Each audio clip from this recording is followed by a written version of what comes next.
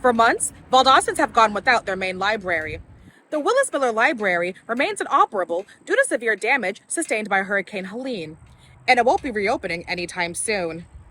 I'm Aaliyah Thomas, your neighborhood news reporter here in Valdosta, and I'm seeing how the Southside Library is stepping up in its absence. Willis Miller Library took a major hit from the storm, suffering severe damage that forced its closure. Now, the library system is asking for $3 million in state funds to repair and renovate the space.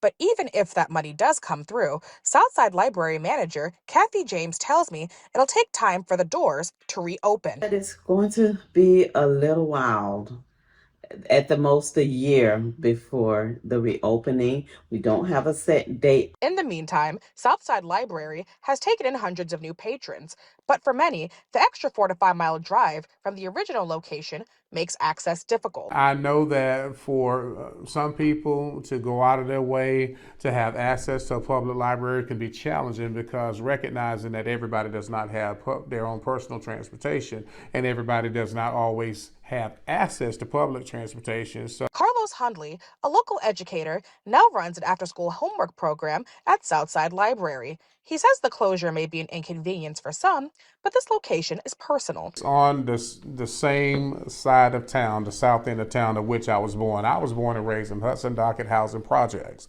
and which is really within a stone's throw of where we are. And while the added traffic has made things busier, Hundley sees it as a sign of something bigger. It's a good problem to have. Growth is not a bad thing. I mean, and change is not a bad thing. In the meantime, library officials are asking the community to contact our local legislature to push for repair funds, details of which you can see on your screen.